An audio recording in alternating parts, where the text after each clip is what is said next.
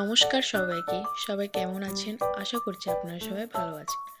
আজকে সকালে ঝটপট রান্না করলাম পাস্তা। প্রথমে আমি চিকেনটাকে ফ্রাই করে নিচ্ছি।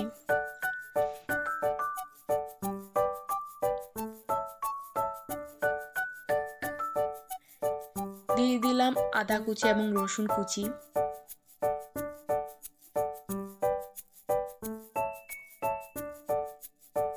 তারপর দিয়ে দিলাম সামান্য পরিমাণে হলুদের গুঁড়ো।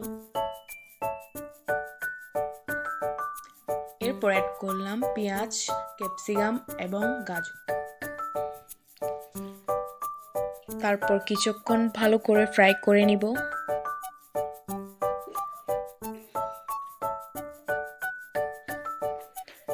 অনেকেই পাস্তা অনেকভাবে রান্না করে, বাট আমি এইভাবে রান্না করতে অনেক ভালোবাসি।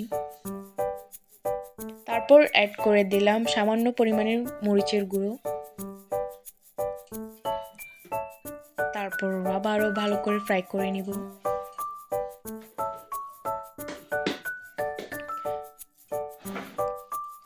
তারপর দিয়ে দিব সামান্য পরিমাণে সয়া সস। তারপর অ্যাড করলাম ওয়েস্টার সস। আপনারা চাইলে ওয়েস্টার সস বাদ দিতে পারেন, কোনো সমস্যা নেই।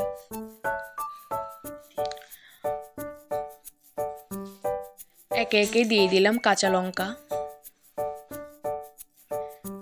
তারপর দিয়ে দিলাম টমেটো সস। চিকেন ফ্রাই হয়ে গেলে এর মধ্যে দিয়ে দিব বয়েল করা পাস্তাটা। চিকেন ফ্রাইয়ের সাথে পাস্তাগুলো ভালো করে মিক্স করে নিব। লাস্ট দিয়ে দিলাম ধনেপাতা।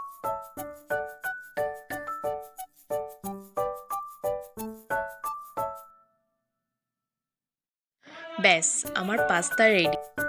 তো আমার ভিডিওটা কেমন লেগেছে অবশ্যই কমেন্ট করে জানাবেন এবং ভিডিওটা ভালো লাগলে অবশ্যই লাইক দিবেন।